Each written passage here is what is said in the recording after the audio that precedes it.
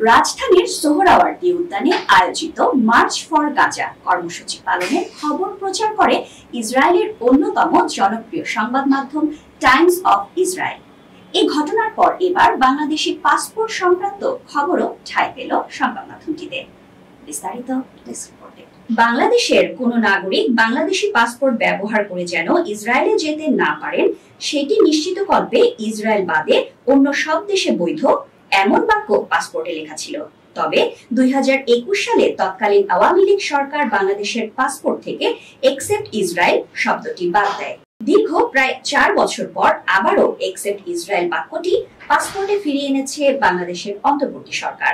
অন্তর্বর্তী সরকারের নেয়া এই সিদ্ধান্তের বিষয়টি বার্তা সংস্থা এএফপির বরাতে প্রকাশ করেছে টাইমস অফ ইসরায়েল। এই প্রতিবেদনে বলা হয়েছে, বাংলাদেশ একসেপ্ট ইসরায়েল শব্দগুলো তাদের পাসপোর্টে পুনর্বহাল করেছে বলে স্থানীয় সংবাদ মাধ্যম জানিয়েছে।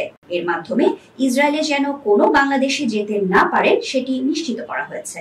এদিকে স্বরাষ্ট্র মন্ত্রণালয়ের উপসচিব নীলিমা আফরোজ বার্তা সংস্থা বাংলাদেশ সংবাদ সংস্থা বিএসএস কে জানিয়েছেন, পাসপোর্টে ইসরায়েল বাদে শব্দগুলো পুনর্বহালে সংশ্লিষ্ট কর্তৃপক্ষ থেকে গত সপ্তাহে নির্দেশনা দেওয়া হয়।